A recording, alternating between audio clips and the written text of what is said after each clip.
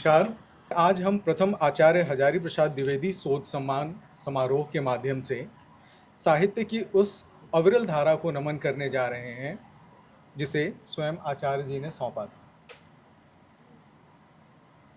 आज के कार्यक्रम के हमारे सभी विशिष्ट अतिथिगण उपस्थित हो चुके हैं। हिंदी साहित्य के शीर्षस्थ आलोचक और विद्वान डॉक्टर विश्वनाथ त्रिपाठी जी हमारे बीच में हैं। वरिष्ठ साहित्यकार और हम सबके प्रिय पद्मश्री सुरेंद्र शर्मा जी हमारे बीच में हैं और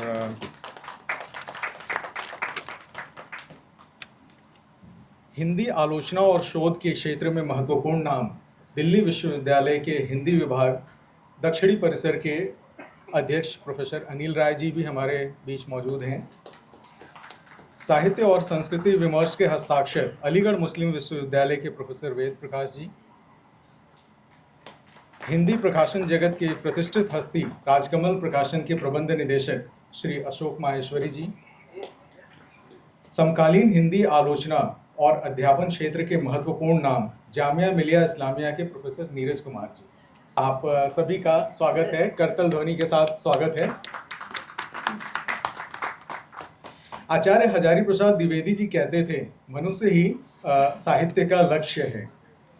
कार्यक्रम की विधिवत शुरुआत करने से पहले मैं सभी माननीय अतिथियों से सविनय निवेदन करूंगा कि वे आचार्य जी के चित्र पर पुष्पांजलि अर्पित कर उन्हें अपनी भावांजलि दें और आज के इस वैचारिक यज्ञ का शुभारंभ करें।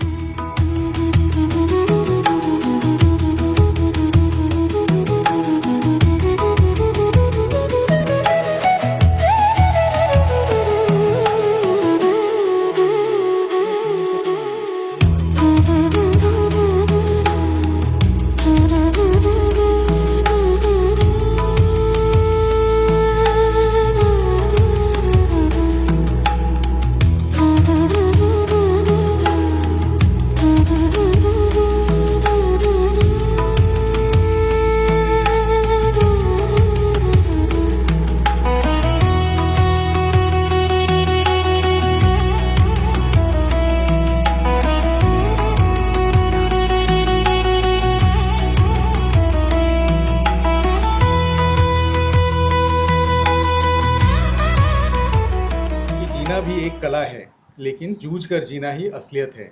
हमारी संस्कृति में अतिथि देवो भव की परंपरा है। आज हम अपने अतिथियों का स्वागत पुष्प गुच्छ से नहीं करेंगे, बल्कि अशोक के फूल की स्मृतियों को संजोए हुए जीवित पौधों से करेंगे, जो निरंतर वृद्धि और जीवन का प्रतीक है।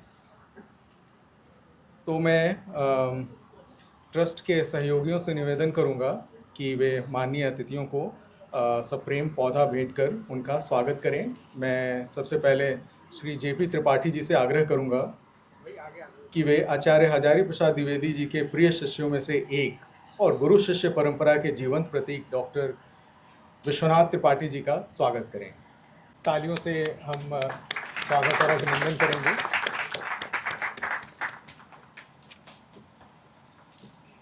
अब मैं प्रफुल्ल जी से आग्रह करूंगा कि वे वरिष्ठ साहित्यकार एवं हास्य कवि पद्मश्री सुरेंद्र शर्मा जी का पौधा प्रदान कर स्वागत करें। कार्यक्रम को ऊर्जा प्रदान करती है, इसलिए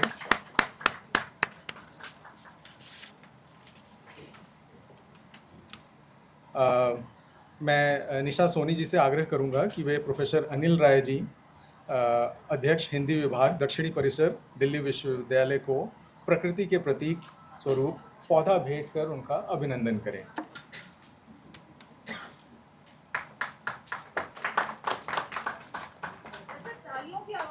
जी, तालियों की आवाज़ में कमी है। अब मैं हिमान जी से आग्रह करूंगा कि वे साहित्य और सांस्कृतिक विमर्श के सक्रिय हस्ताक्षर अलीगढ़ मुस्लिम विश्वविद्यालय के हिंदी विभाग से आए प्रोफेसर वेद प्रकाश जी को पौधा देकर उनका स्वागत करें। मैं आकांक्षा जी से आग्रह करूंगा कि वो राजकमल प्रकाशन के प्रबंध निदेशक श्री अशोक माहेश्वरी जी का स्वागत करें।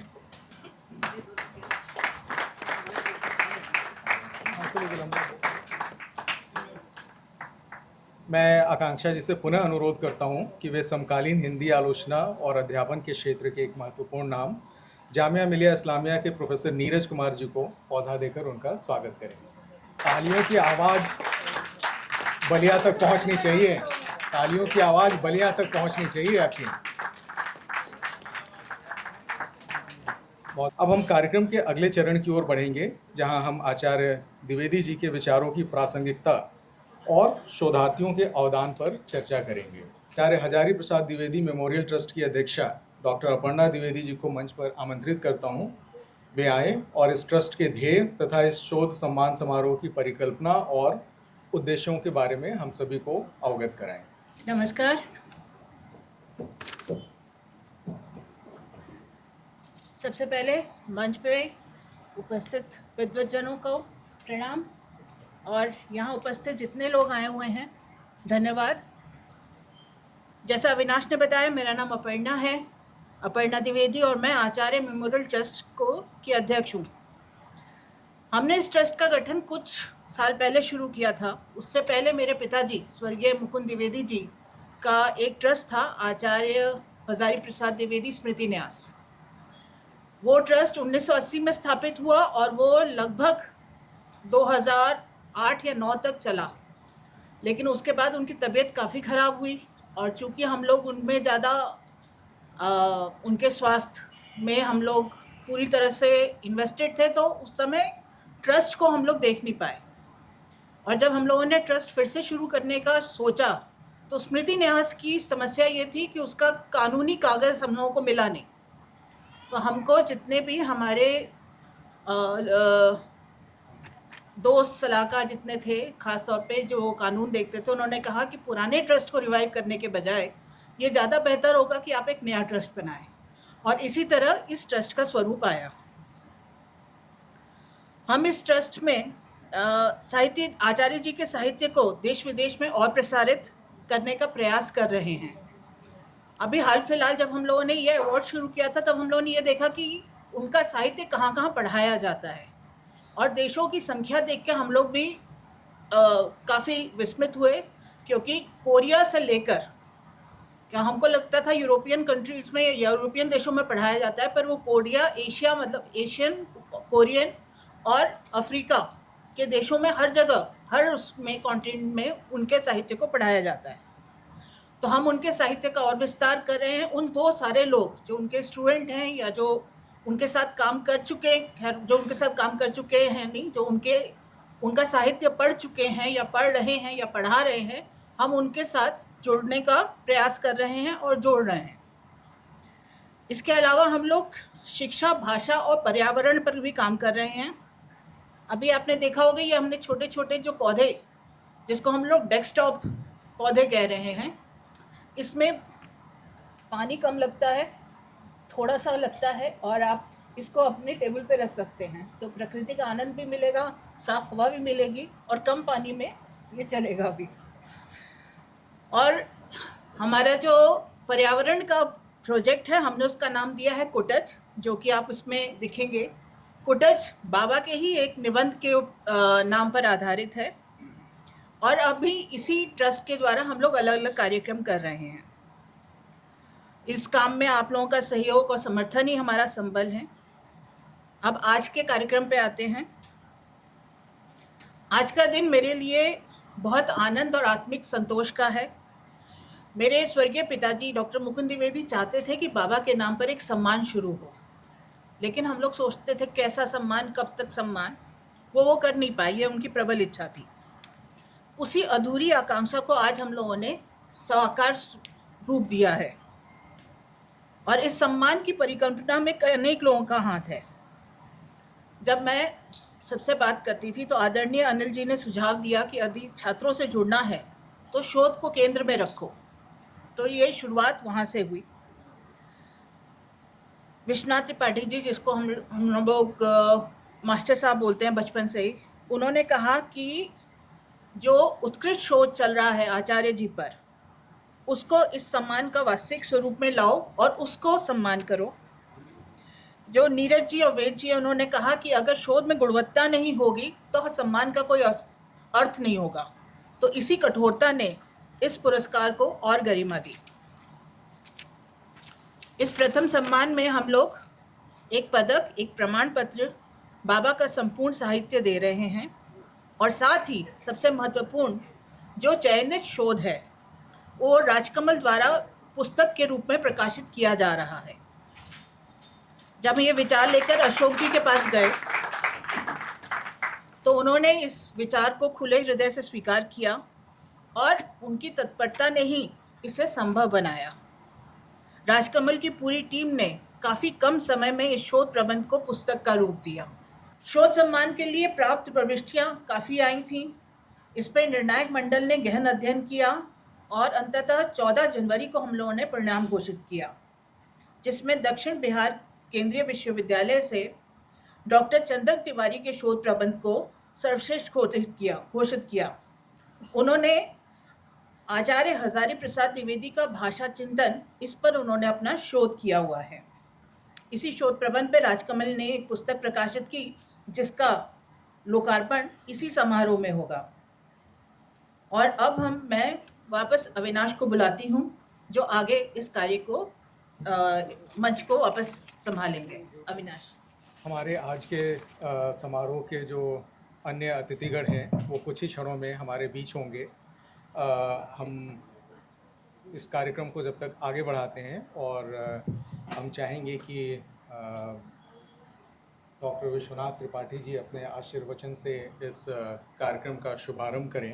कि वो तो वेद के विशेषज्ञ, वेद पाठ के विधि बताने के लिए शांति निकेतन में बुलाए गए थे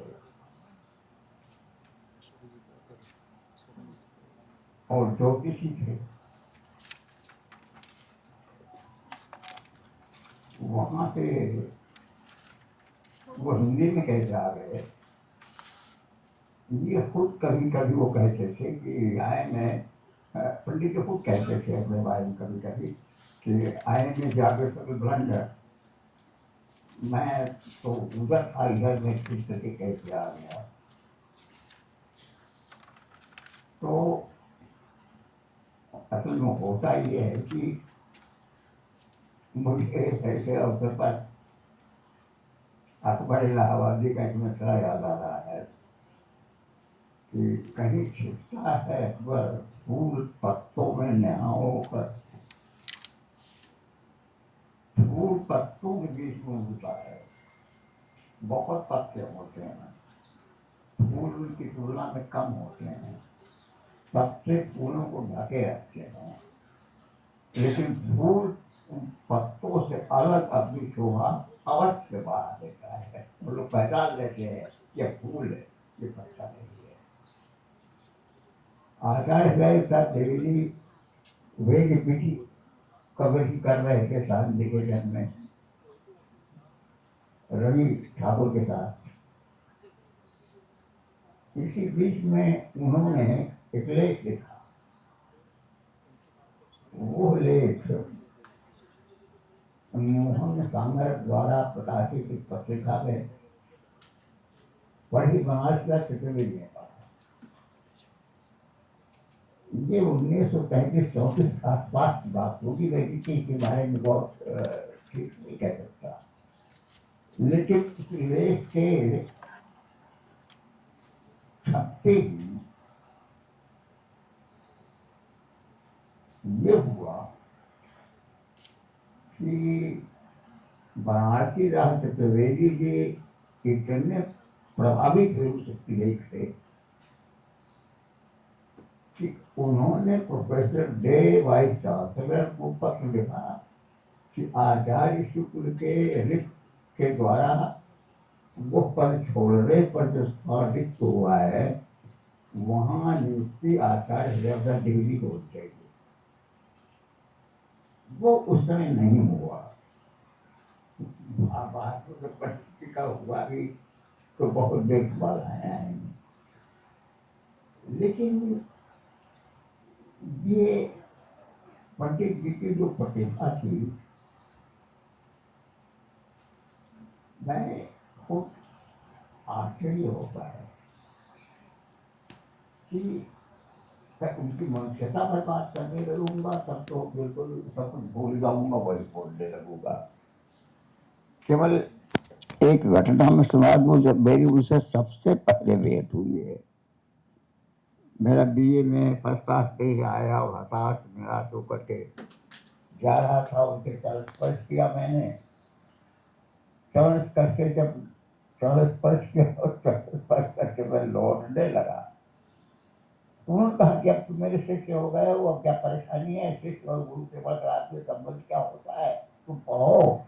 और आदमी अपने बल पर बढ़ता है, कोई दूसरे के बल पर आशीर्वाद एक बात नहीं बढ़ता, तो अपने बल पर जाने लगा मैं। वो घटना आप ये ध्यान कीजिए, मैं पहली बार पंडित से मिलता हूँ, वो हाफ नेकर पहने हूँ और कमीज पहने हूँ, पहली बार मिल रहा हूँ। मुन्नू थी पंडित जी के सबसे छोटी लड़की, उसी ने बैठी मुझसे कहा था। लौट रहा हूँ चंद पर करके, 8 मिनट बाद उसे मुझे बुलाते हैं और कहती है आओ, ये बताओ तुम्हें भूख तो नहीं लगी? अन्नम ब्रह्म, ये पंडित जी थे, ये पंडित जी का गुण। इसलिए पंडित जी के व्यक्तित्व को बयान करवाना, पंडित जी को विविध रूप उनके हैं, लेकिन सबसे बड़ा रूप है उनकी करुण मनुष्यता का।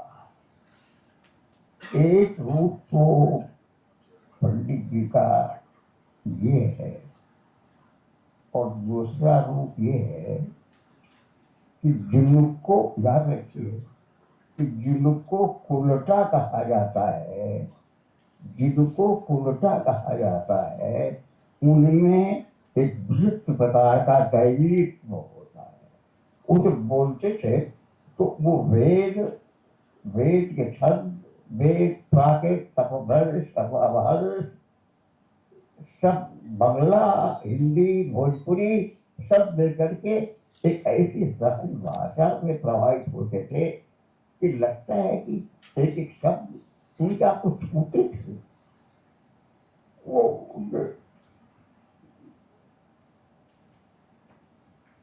उनके बोलने के ध्वनि, उनके बोलने की आवाज, वो जिसे रेजोनेंस कहते हैं, वो साक्षात जो संस्कृति है, हिंदी संस्कृति। अब हिंदी और हिंदू संस्कृति के बारे में अगर मैं आपको उनको विचार सुनाऊं तो आस पास मूवी लगे।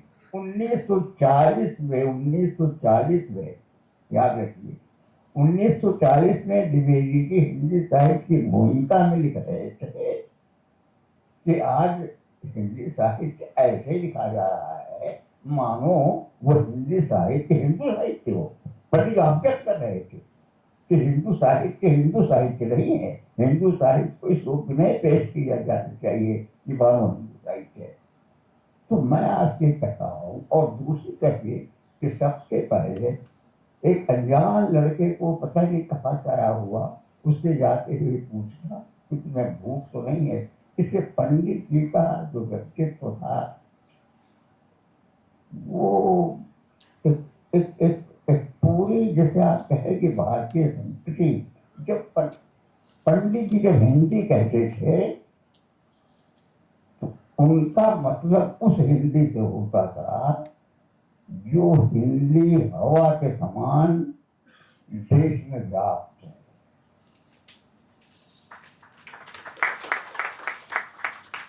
वो जब हिंदी कहते थे तो उसका मतलब उस हिंदी से बिल्कुल विशिष्ट होता था जो तथाकथित या हम कुछ अध्यापक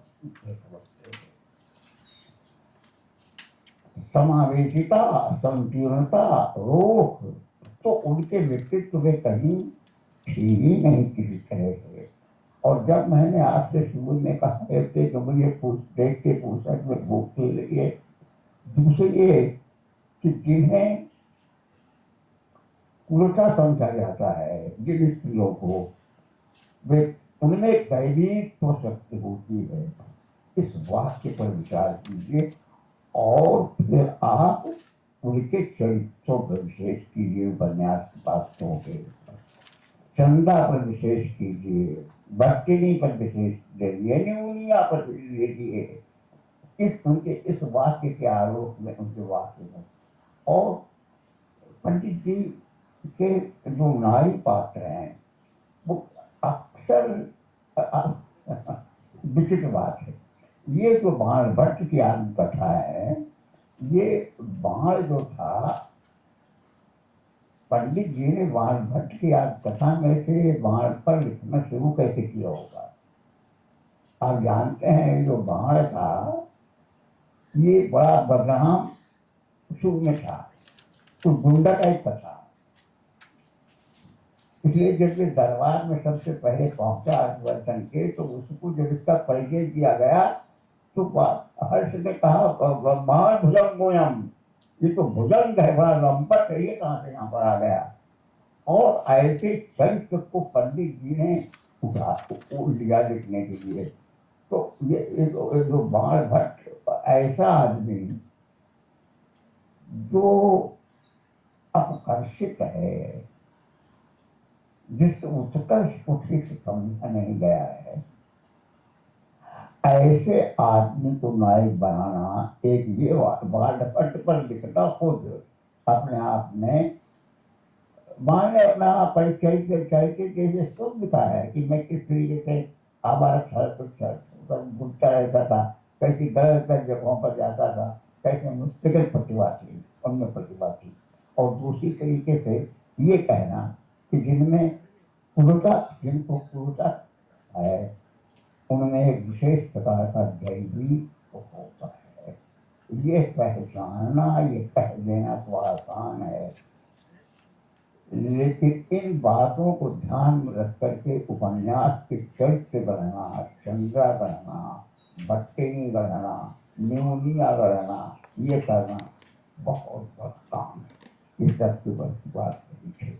इसलिए पंडित जी मैं कहता हूँ कि वो हिंदी संस्कृति, वो हिंदी भाषा, वो हिंदी कल्चर जो पूरे भारत को प्रतिनिधित्व करती है, जिसमें संजीवनता किसी तरीके से है ही नहीं, और जो जिसमें पूरा विश्व समाया हुआ है, जिसमें उदारता ही उदारता है, खुला और अंदर से मजबूती है। तो इसलिए सिर्फ उदारता ही उदारता, गीलापन ही पंडित जी में नहीं है।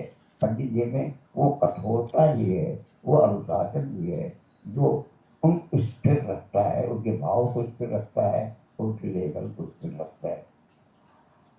ऐसे मेरे पास ये मेरे जीवन का सौभाग्य था।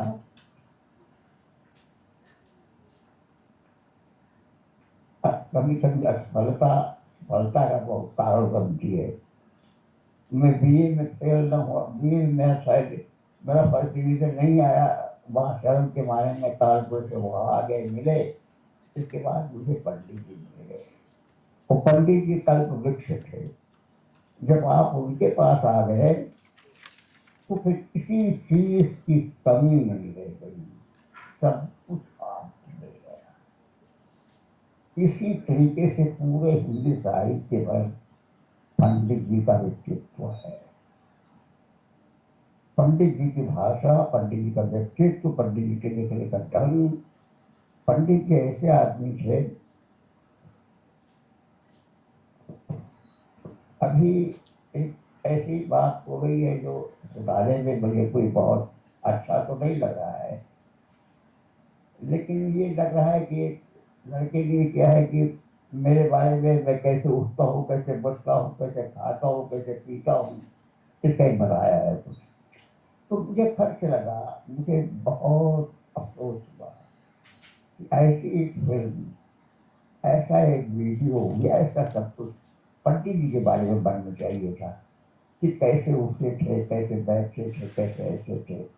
अभी भी वक्त है, ये काम मैंने करने की कोशिश की, पंडित जी के बारे में कोशिश की, लेकिन ये तो मैं जानता हूँ कि वो कितना कम है, कितना उसे और कितना अच्छा होना चाहिए था, कितनी कमी है, वो मुझे खुद अपने लेखन में लगती है। ऐसे आदमी का पुण्य स्मरण, ऐसे आदमी का मंगलाचरण, ऐसे आदमी से किसी सम्मेलन, किसी समारोह की शुरुआत अपने आप इस देश का प्रतीक है कि हिंदी साहित्य, हिंदी समाज और भारतवर्ष एक जीवंत समाज है। वो आगे बढ़ने के लिए आतुर है और अपने महत्व को समझता है। जब हिंदी समाज या भारतीय समाज द्विवेदी जैसे व्यक्तित्व का जब आदर करता है, उनका स्मरण करता है, तो हम आश्वस्त होते हैं कि हिंदी समाज अपने महत्व के प्रति, अपनी मात्रा के प्रति, अपने प्रति आश्वस्त और सजग है। धन्यवाद। डॉक्टर त्रिपाठी जी, आपका बहुत बहुत धन्यवाद। भारतीय साहित्य जगत में पद्मश्री सुरेंद्र शर्मा जी का नाम हास्य और व्यंग्य के साथ साथ गहरी संवेदना के लिए भी जाना जाता है। वर्ष 1945 में जन्मे शर्मा जी ने अपनी विशिष्ट शैली से पाठकों और श्रोताओं को हमेशा बांधे रखा। श्री सुरेंद्र शर्मा जी की कविताएं और लेख राजनीति से लेकर सामाजिक मुद्दों तक विस्तारित हैं। आप गंभीर विषयों को भी हल्की फुल्की चुटकियों के साथ प्रस्तुत करते हैं, जिससे पाठक और श्रोता सहजता से गहरे संदेश ग्रहण कर पाते हैं। मैं पद्मश्री सुरेंद्र शर्मा जी से आग्रह करूंगा कि वो मंच पर जो माइक संभालें और अपने वचनों से हमें अनुग्रहित करें। मेरी दिक्कत एक ही है, मैं आम आदमियों में बैठता हूँ तो साहित्यकार हो जाता हूँ और साहित्यकारों में बैठता हूँ तो आम आदमी हो जाता हूँ। अब मैं एक आम आदमी की हैसियत से यहाँ बैठा हूँ, क्योंकि जितना आप लोगों ने लिखा है उतना तो मैंने पढ़ा भी नहीं है। और सही बात ये है, अनपढ़ लोगों ने कविताएं लिखी, पढ़े लिखों ने उन पर पीएचडी की है।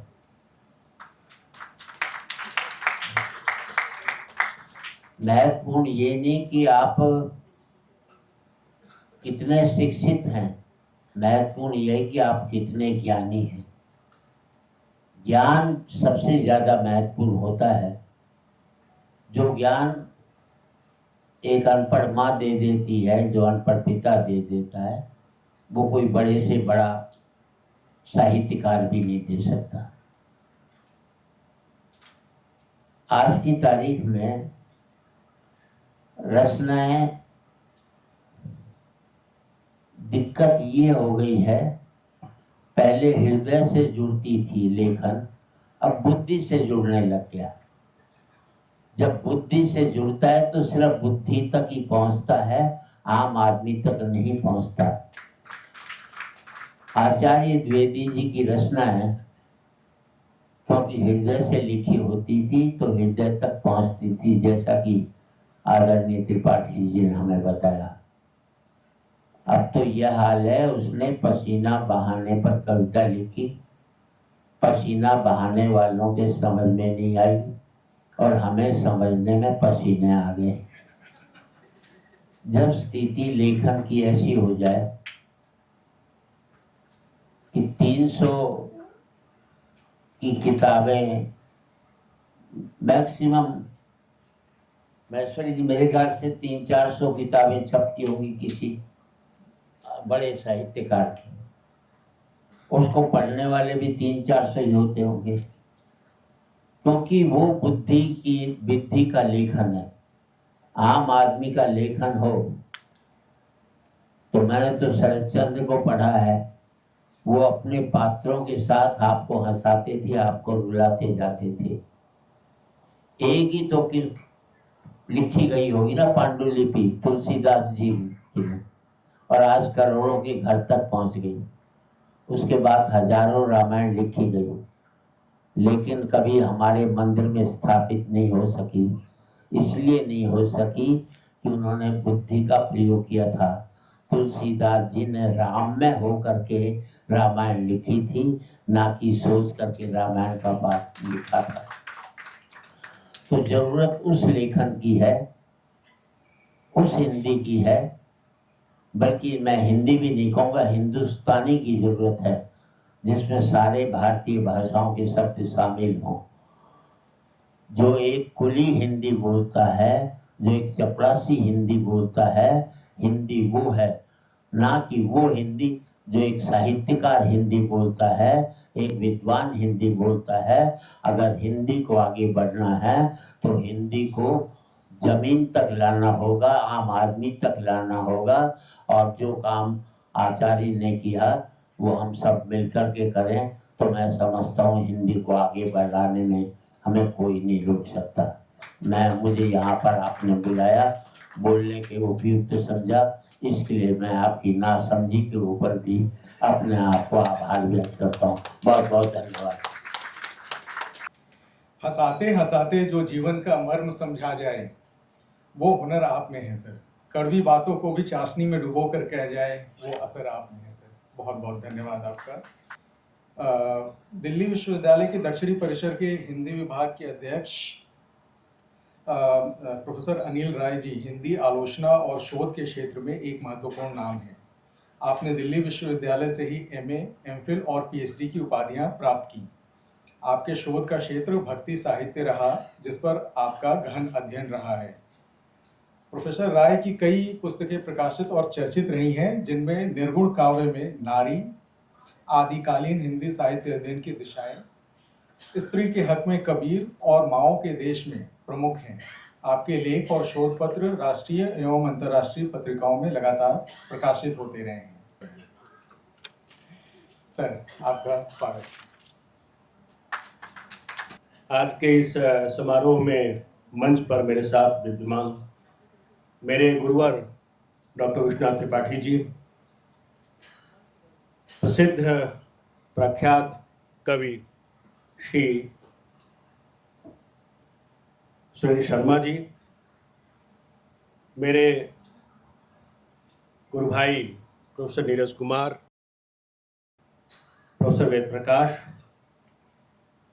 और राजकमल प्रकाशन के यशस्वी प्रकाशक श्री अशोक माहेश्वरी जी, इस कार्यक्रम की सूत्रधार डॉक्टर अपर्णा द्विवेदी और सभागार में उपस्थित मित्रों, हमें नहीं मालूम था कि हमें कुछ बोलना भी है, क्योंकि कार्यक्रम के बारे में हमें कुछ नहीं पता था कि क्या कार्यक्रम है। अचानक अपर्णा का निवेदन हुआ कि हम 3 गुरु भाइयों को भी मंच पे आना है, क्योंकि 2 जो अतिथि हैं यहाँ पर वो अभी रास्ते में हैं और पहुँचने वाले हैं। तो हम लोग बीच में मंच पर समायोजित हो गए।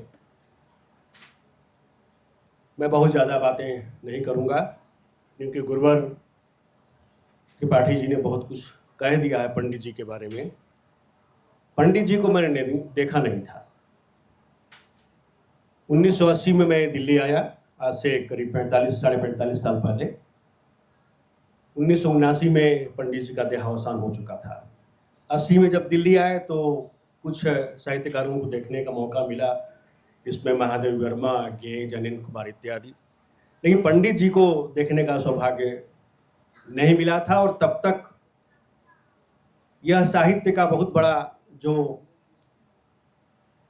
इतना बड़ा कैनवस है, उस कैनवस में पंडित जी को उस समय बोध नहीं था इतना।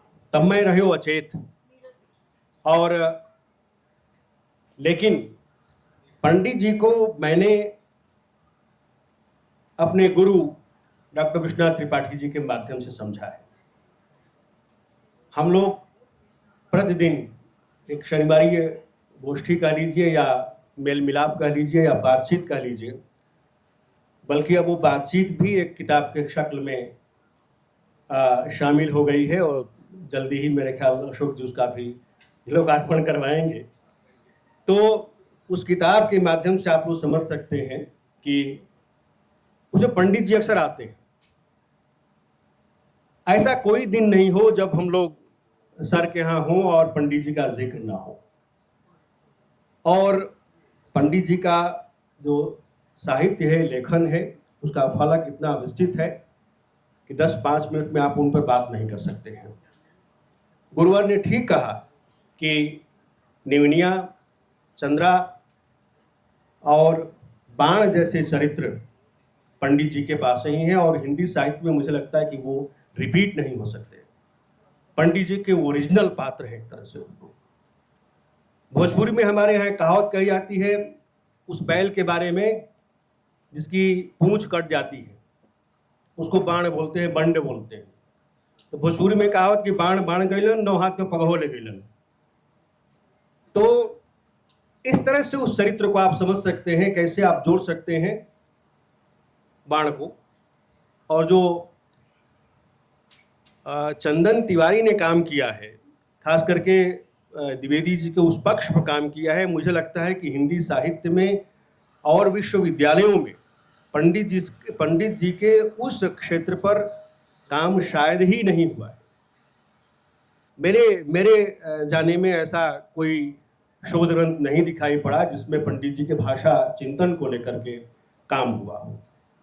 और प्रविष्टियां जो आई उनमें से चंदन तिवारी का जो शोध था बहुत ही अच्छा शोध था उनका। और मैं कह सकता हूं कि ये जो अच्छे शोध प्रबंधों की एक परंपरा हुआ करती थी, उन अच्छे शोध प्रबंधों में चंदन तिवारी का काम है।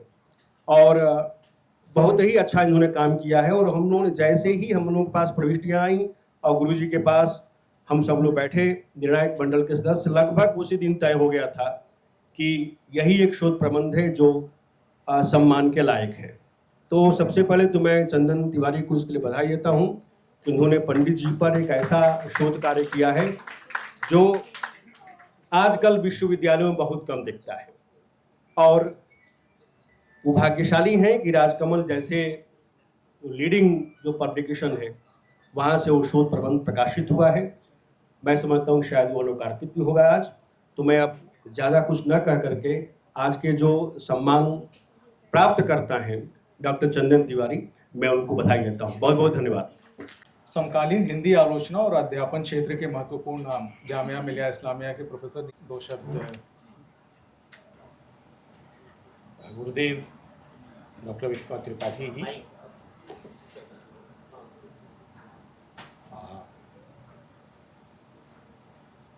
हमारे आदरणीय दुनिया भर में विख्यात हैं, वो हास्य कवि के रूप में बचपन से सुनते आ रहे हैं आपको, लेकिन मन नहीं करता कि आपको सिर्फ हास्य कवि कहा जाए। आपकी कविताओं में जो चिंतन है वो हमेशा प्रभावित करता रहा है। अग्रज प्रोफेसर अनिल राय जी, अशोक माहेश्वरी जी और प्रोफेसर वेद प्रकाश जी सभागार में उपस्थित हैं, सम्माननीय जन। विषय पर बहुत देर तक बोलने का अवसर नहीं है। 2 बातें कहूँगा और दोनों बातें मैं गुरुजी के हवाले से कहूँगा। आपने जिक्र किया द्विवेदी जी के नारी पात्रों का और प्रोफेसर अनिल राय जी ने भी उस पर बात की। मैं याद दिलाना चाहता हूँ आप लोगों को, कल 8 मार्च अंतर्राष्ट्रीय महिला दिवस। पूरी दुनिया में इस दिन को एक अलग तरह से देखा जाता है। उसके बहुत सारे कारण हैं, पॉलिटिकल कारण भी हैं, सामाजिक कारण भी हैं। लेकिन साहित्यिक दुनिया में या साहित्य में ये चीज़ें कब से चल रही हैं। अगर हम थ्योरियों को याद करें, बुद्ध के समकालीन या बुद्ध के समय में वो तो दरअसल बौद्ध विहार में ही रहते थे। वहाँ से ये परंपरा चल रही है अपनी बात कहने की। द्विवेदी जी ने जिस तरह से अपने उपन्यासों में स्त्रियों को रखा है वो बहुत चकित करता है।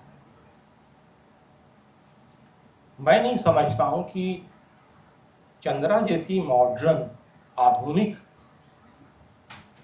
स्त्री जो है वो उनके आसपास किसी भी उपन्यास, कहानी या कविता में दिखाई दे, ऐसा मुझे नहीं लगता। मैं निवेदन करूंगा इस सभागार में उपस्थित लोगों से, साथियों से, सम्मानित जनों से कि द्विवेदी जी की रचनाओं को, उपन्यासों को इस तरह से भी देखने की जरूरत है। वो चीज़ों को कहाँ ले जाकर रखते हैं, प्लेस करते हैं, सभी के नाम लेने की जरूरत नहीं है, लेकिन पुनर्नवा भी अपने आप में इस संदर्भ में बहुत महत्वपूर्ण है। एक बात। दूसरी बात, गुरु जी ने संकेत किया और मैं वो चंदन जी के साथ उस बात को जोड़ना चाहूंगा। गुरु जी ने बहुत महत्वपूर्ण किताब, हम लोग जानते हैं, गुरु जी जानते हैं कि वो क्या क्या लोगों ने लिखा है। द्विवेदी जी, हमने द्विवेदी जी को देखा नहीं है, द्विवेदी जी को जानते हम गुरु जी के हवाले से या उनके साहित्य के हवाले से हैं। लेकिन अब प्रसंग आ गया तो एक बात मैं कह देना चाहता हूँ कि अकादमिक चर्चा का ये अवसर नहीं है उस तरह से। हम लोग गुरु जी के साथ पढ़े हैं, रिसर्च किए, शोध किए, फिर नौकरियां भी हमको गुरु जी के आशीर्वाद से ही मिली। जब मैं हम कह रहा हूं तो मैं गुरु जी के शिष्यों को साथ रखकर हम बोल रहा हूं, अपने लिए हम नहीं कह रहा हूं। गुरु जी से मिलने की ललक लगातार बनी रहती है। यूनिवर्सिटी में क्लासेस खत्म करके शाम को पहुंचते थे वहां गुरु जी के निवास पर दिलशाद गार्डन। बैठते ही पहला सवाल यही होता था, तुम्हें भूख तो नहीं लगी है? लंच किया था, खाना साथ लेकर गए थे? तब तक द्विवेदी जी वाला प्रसंग सामने नहीं आया। द्विवेदी जी वाला प्रसंग व्योमकेश दरवेश के साथ सामने आया, तब जाकर समझ में आया कि ये क्या है, ये बात क्या है। भट्टनी ने सर शायद कहा है कि बाण जो है वो द्वितीय कालिदास है।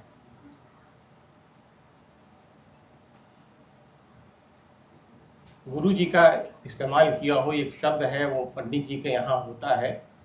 पहले वो बोल देता हूँ कि अलमति विस्तारेण, ज्यादा कहने जा रहा हूँ सर, लेकिन हम जानते हैं कि गुरु जी द्वितीय हजारी प्रसाद द्विवेदी जी हैं। ये हम जानते हैं। मैं डांट बाद में खा लूंगा, सर की डांट अच्छी लगती है। सर ने संकेत किया भोजपुरी का, मैं चंदन जी ने अपनी थीसिस में इसका जिक्र किया है थोड़ा। संस्कृत के आचार्य और उनका भोजपुरिया होना, उनकी भाषा की रेंज है।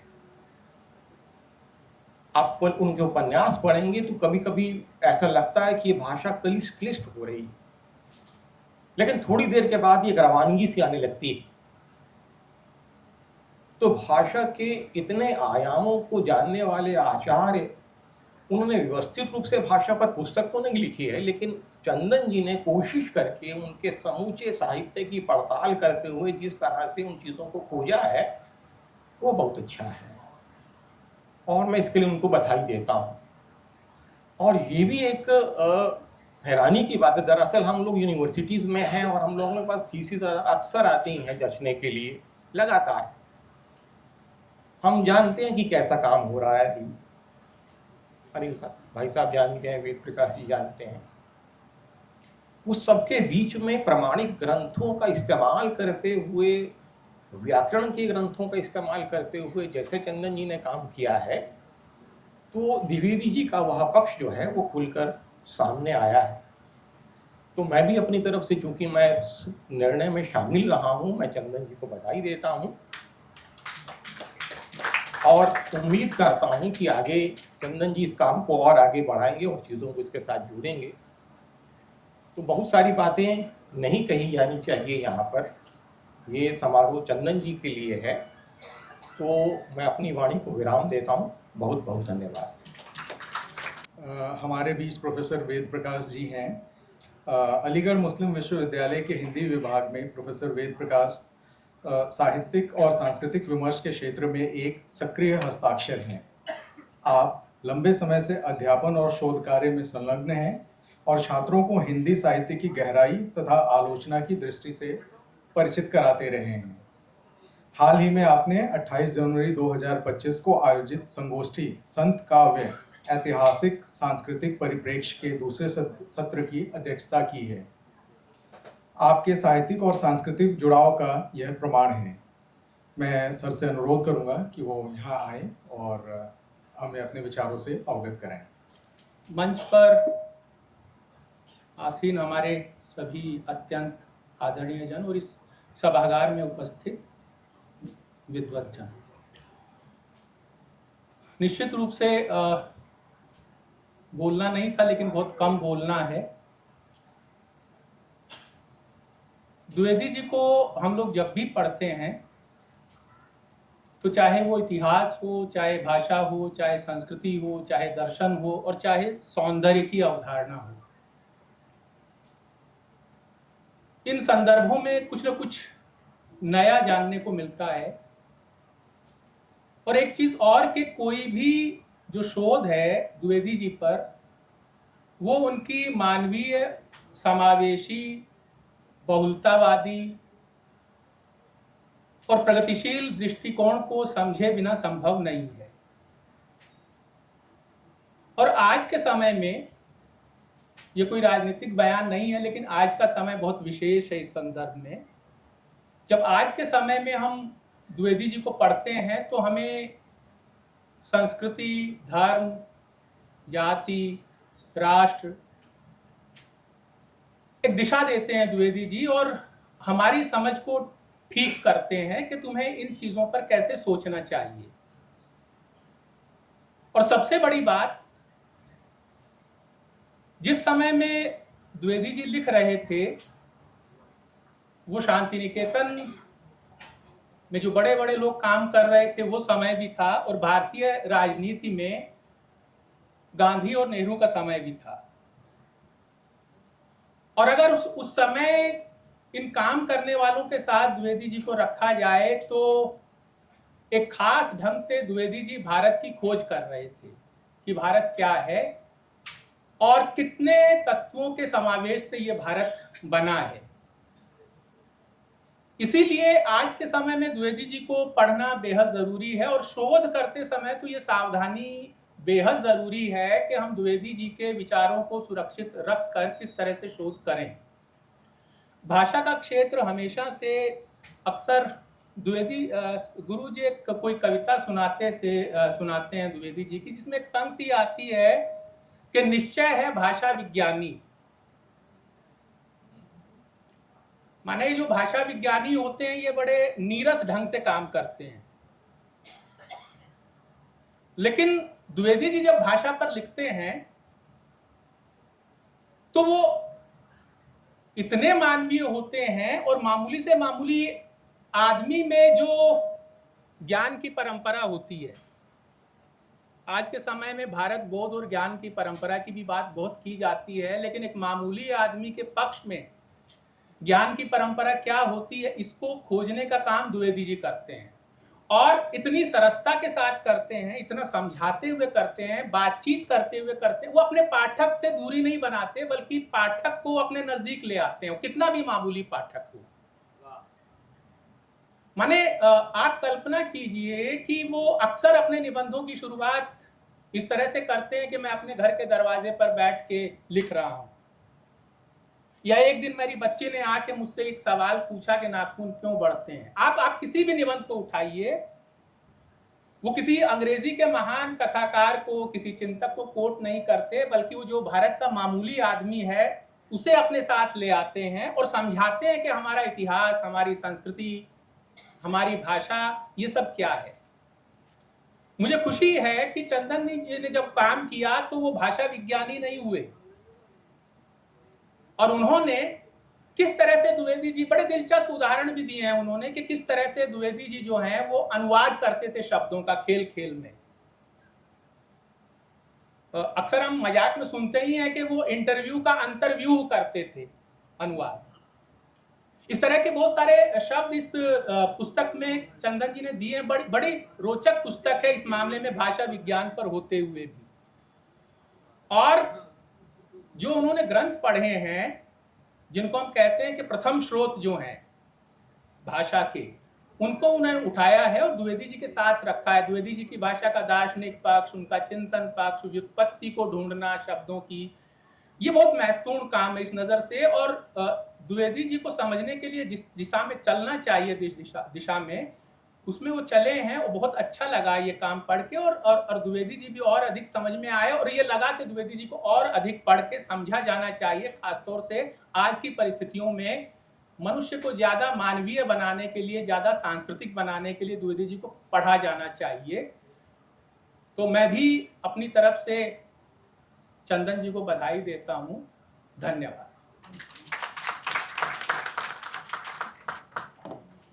बहुत बहुत धन्यवाद सर। डॉक्टर चंदन तिवारी जी का शोध प्रबंध जिसका नाम है आचार्य हजारी प्रसाद द्विवेदी का भाषा चिंतन, आज इस पुस्तक का विमोचन भी होना है। और प्रसिद्ध साहित्यकार एवं आचार्य जी के प्रिय शिष्य डॉक्टर विश्वनाथ त्रिपाठी जी की अध्यक्षता वाले 6 सदस्यीय जो निर्णायक मंडल है, उसने डॉक्टर चंदन तिवारी के शोध पत्र को इसके लिए चयनित किया है। तो चंदन जी को बहुत बहुत बधाई, और मैं उन्हें मंच पे आमंत्रित करूंगा। और चंदन जी कृपया मंच पर आइए। मैं चंदन जी के स्वागत के लिए ज्योति जी को आमंत्रित करूंगा। ज्योति जी, आप कृपया उन्हें पौधा देकर और अंगवस्त्र देकर सम्मानित करें। हजारी प्रसाद द्विवेदी भाषा चिंतन विषय पर PhD की उपाधि प्राप्त की थी। डॉक्टर विश्वनाथ त्रिपाठी जी से आग्रह करूंगा कि वो डॉक्टर चंदन तिवारी जी को पदक प्रदान कर सम्मानित करें।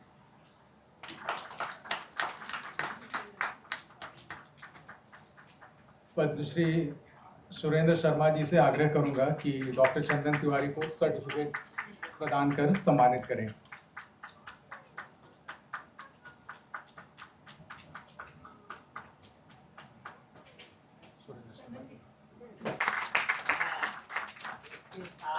₹20,000 की राशि अपनी तरफ से सम्मान के लिए बहुत बहुत धन्यवाद, बहुत बहुत धन्यवाद।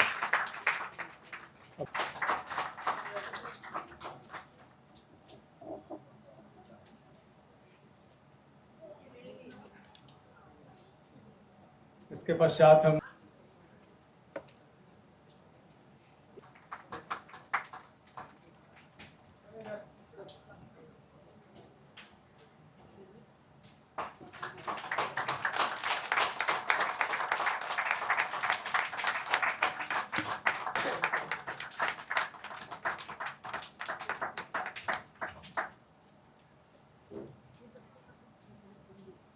हजारी प्रसाद द्विवेदी मेमोरियल ट्रस्ट द्वारा आयोजित हजारी प्रसाद द्विवेदी शोध सम्मान समारोह में उपस्थित अतिथिगण और सभागार में उपस्थित सभी विद्वज्जन को मेरा सादर प्रणाम। हजारी प्रसाद द्विवेदी मेमोरियल ट्रस्ट द्वारा यह जो सम्मान मिला है, इसके लिए मैं सर्वप्रथम शोध सम्मान योजना के निर्णायक मंडल को हार्दिक धन्यवाद ज्ञापित करता हूं कि उन्होंने मेरे हजारी प्रसाद द्विवेदी का भाषा चिंतन विषयक शोध प्रबंध को इस सम्मान के योग्य समझा और उसका पुस्तक रूप में अभी विमोचन भी सभागार में हुआ है। आचार्य द्विवेदी को हम साहित्यकार के रूप में जानते हैं, जिन्होंने उपन्यास, आलोचना, निबंध आदि विभिन्न क्षेत्रों में अपनी लेखनी चलाई है। द्विवेदी जी के लेखन कार्य पर देश विदेश के विभिन्न विश्वविद्यालयों में बहुत लंबे समय से शोध कार्य होते आ रहे हैं। नई पीढ़ी के रचनाकारों को भी द्विवेदी जी के रचना कर्म से प्रेरित करने के उद्देश्य से हजारी प्रसाद द्विवेदी मेमोरियल की ट्रस्ट की जो यह पहल है कि द्विवेदी जी के लेखन कार्य पर विचार करने वाले विद्वानों और शोधार्थियों को पुरस्कृत किया जाए, उन्हें सम्मानित किया जाए, यह निश्चय ही एक बहुत उल्लेखनीय और स्वागत योग्य कदम है। इसके लिए मैं ट्रस्ट के अध्यक्ष डॉक्टर अपर्णा द्विवेदी जी का हार्दिक आभार व्यक्त करता हूँ, जिन्होंने इस मंच के माध्यम से एक ऐसा अवसर उपलब्ध कराया है शोधार्थियों को, जहाँ से वे द्विवेदी जी के साहित्य का व्यापक रूप से प्रचार प्रसार करते हैं और साथ ही अपने कार्य का भी इस मंच के माध्यम से प्रचार प्रसार कर सकते हैं। इस लिहाज से मैं स्वयं को बहुत सौभाग्यशाली भी मानता हूँ कि मेरे इस कार्य का भी प्रचार प्रसार इस मंच के माध्यम से हो सका है। हजारी प्रसाद द्विवेदी के भाषा चिंतन पर कार्य करने की प्रेरणा मुझे अपने शोध निर्देशक आदरणीय डॉक्टर रविंद्र कुमार पाठक जी से मिली थी। उन्होंने ही मुझे इस विषय पर कार्य करने के लिए प्रेरित किया। यद्यपि उन्हें भी आज यहाँ आना था, लेकिन किसी कारणवश वो यहाँ उपस्थित नहीं हो सके हैं, लेकिन उनका भी मैं यहाँ से धन्यवाद ज्ञापित करता हूँ कि उन्हीं की प्रेरणा से यह काम इस रूप में आ सका है और यह पुस्तक उसी रूप में आपके सामने आज प्रस्तुत है। द्विवेदी जी के साहित्य चिंतन के विभिन्न प्रसंगों में उनका भाषा चिंतन मिलता है। उनके उपन्यासकार, निबंधकार, साहित्य इतिहासकार रूपों से तो हम जरूर परिचित हैं, लेकिन साहित्य चिंतन के तमाम प्रसंगों में जो भाषा चिंतन मिलता है, उससे अभी तक हम लगभग अपरिचित हैं। जो थोड़े बहुत विचार हुए भी हैं, वो एकत्रित रूप में या व्यवस्थित रूप में नहीं है। एक तरह से कहें तो उसमें समग्रता का अभाव है। इसको देखते हुए ही यह शोध कार्य किया गया था। ऐसी उम्मीद है कि इस शोध कार्य के बाद द्विवेदी जी के भाषा चिंतन पर और गहनता से और विस्तार पूर्वक विचार हो सकेगा, क्योंकि उनके भाषा चिंतन पर यह एक संकेत रूप में ही इस शोध कार्य में कार्य किया गया है। इस शोध के अलावा भी उनके भाषा चिंतन को जानने समझने की बहुत सारी संभावनाएं हैं, जिस पर अभी काम करना शेष है। ज़्यादा समय न लेते हुए मैं इस पुस्तक के प्रकाशन का कार्य करने वाले राजकमल प्रकाशन के अशोक माहेश्वरी जी को भी धन्यवाद देता हूँ, जिन्होंने बहुत ही कम समय में बहुत ही सुंदर ढंग से इस पुस्तक का प्रकाशन किया है। इसके साथ साथ ट्रस्ट का भी मैं हार्दिक आभार व्यक्त करता हूँ, जिन्होंने इतने अच्छे ढंग से इस कार्यक्रम को व्यवस्थित किया है। बहुत बहुत धन्यवाद। धन्यवाद डॉक्टर चंदन तिवारी जी। हमें लगता है कि हमारा कार्यक्रम अब अंतिम चरण की तरफ है। मैं मंच के आग्रह पर ये जो सर्टिफिकेट डॉक्टर चंदन तिवारी जी को प्रस्तुत किया गया है, मैं उसे पढ़ देता हूँ। आचार्य हजारी प्रसाद द्विवेदी शोध सम्मान प्रमाण पत्र। प्रमाणित किया जाता है कि आचार्य हजारी प्रसाद द्विवेदी मेमोरियल ट्रस्ट आचार्य हजारी प्रसाद द्विवेदी का भाषा चिंतन विषय पर शोध करने वाले डॉक्टर चंदन तिवारी को वर्ष 2026 के लिए हजारी प्रसाद द्विवेदी शोध सम्मान से सम्मानित करता है। यह शोध प्रबंध अपनी मौलिकता और भाषा की दृष्टि से उत्कृष्ट है। हम डॉक्टर तिवारी के सफल भविष्य की कामना करते हैं। और जैसा कि किसी भी आयोजन की सफलता उसके पीछे लगे निस्वार्थ भाव और सामूहिक प्रयासों का परिणाम होता है। आज की यह साहित्यिक संध्या अपने अंतिम पड़ाव पर है, जहां हमें उन सभी का आभार व्यक्त करना है जिन्होंने इस अनुष्ठान को सफल बनाया है। धन्यवाद ज्ञापन के लिए मैं बड़े आदर के साथ मंच पर आमंत्रित करता हूं वरिष्ठ पत्रकार, राष्ट्रीय सहारा समाचार पत्र के पूर्व संपादक और आचार्य हजारी प्रसाद द्विवेदी मेमोरियल ट्रस्ट के सम्मानित ट्रस्टी श्री रत्नेश मिश्रा जी को। रत्नेश जी, जिनका व्यक्तित्व पत्रकारिता की शुचिता और साहित्य के प्रति गहरे अनुराग का संगम है, आपकी लेखनी और दृष्टि ने सदैव समाज को दिशा दी है। मैं आपसे सविनय अनुरोध करता हूं कि आप आएं और इस गरिमामय समारोह का औपचारिक धन्यवाद ज्ञापन करें। धन्यवाद अविनाश। नमस्कार, मेरा नाम रत्नेश मिश्र है। मैं आचार्य हजारी प्रसाद द्विवेदी मेमोरियल ट्रस्ट का कोषाध्यक्ष हूँ। मैं आपके समक्ष धन्यवाद ज्ञापित करने के लिए प्रस्तुत हुआ हूँ।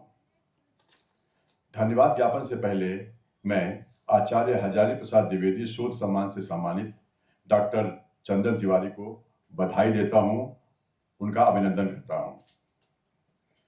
सबसे पहले मैं आचार्य जी के परम प्रिय शिष्य एवं गुरु शिष्य परंपरा के ध्वजवाहक डॉक्टर विश्वनाथ त्रिपाठी जी का हार्दिक आभार व्यक्त करता हूं, जिन्होंने अपने आशीर्वाद वचन से हमें अभिषिंचित किया। आचार्य हजारी प्रसाद द्विवेदी शोध सम्मान के निर्णायक मंडल की अध्यक्षता स्वीकार करने के लिए हम आपके आभारी हैं। हम आपको अपने संरक्षक और अभिभावक के रूप में देखते हैं। आपका आशीर्वाद, सहयोग एवं मार्गदर्शन सदैव मिलता रहा है। आपका सानिध्य हमारा हौसला बढ़ाता है। मैं आपको सादर प्रणाम करता हूं। श्रद्धेय सुरेंद्र शर्मा जी का सहयोग एवं मार्गदर्शन हमें लगातार मिलता रहता है। हास्य कवि के रूप में तो आपको दुनिया जानती है, मानती है, लेकिन मैं तो आपकी संवेदनशीलता को प्रणाम करता हूं।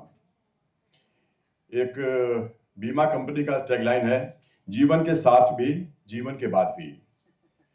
मित्रता निभाने वाले शर्मा जी दिल्ली सरकार की हिंदी अकादमी के पूर्व उपाध्यक्ष और इस ट्रस्ट के प्रेरणा स्रोत स्वर्गीय डॉक्टर मुकुंद द्विवेदी जी के आप मित्र हैं। मुकुंद जी को इस दुनिया से विदा हुए 13 वर्ष हो गए, लेकिन उनके प्रति आपके मन में जो भाव है वह उनकी सुपुत्री डॉक्टर अपर्णा द्विवेदी के प्रति आपके स्नेह से आज भी परिलक्षित होता है। इस समारोह को गरिमा प्रदान करने और हमें आशीर्वाद देने के लिए आप यहाँ पधारे, इसके लिए मैं आपका हृदय से आभार व्यक्त करता हूं।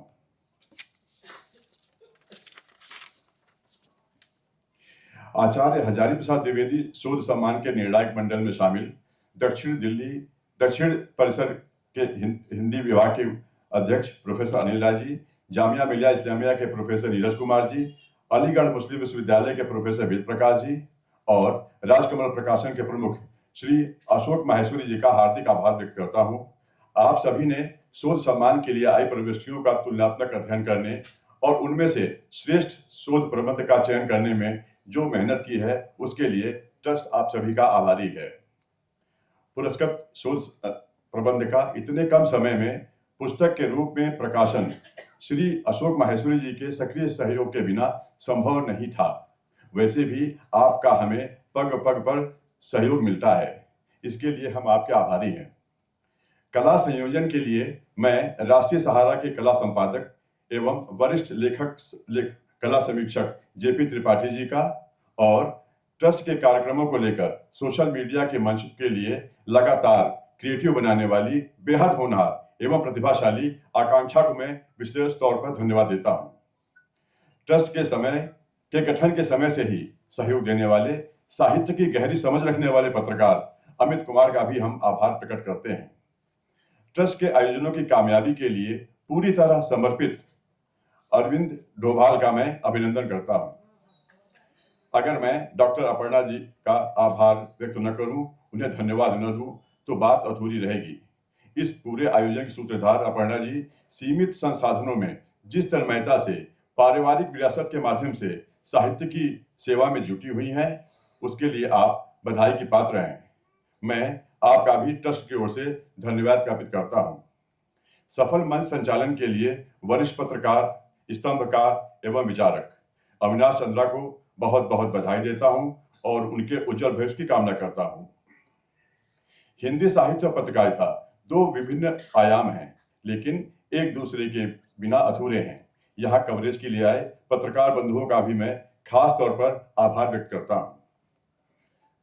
मैं सभागार में उपस्थित सभी अतिथियों का धन्यवाद करता हूं।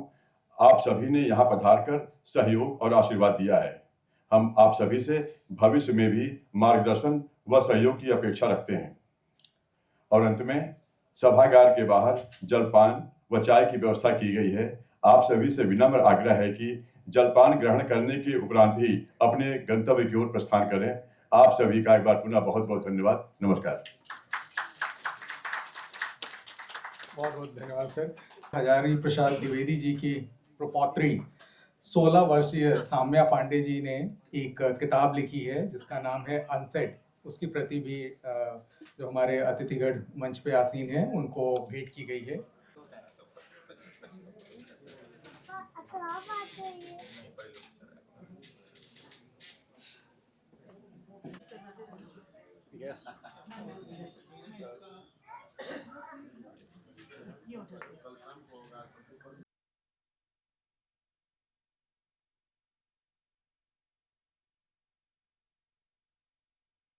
मेरा ऐसा मानना है कि जिस व्यक्ति ने अपने जीवन को उपन्यास बना लिया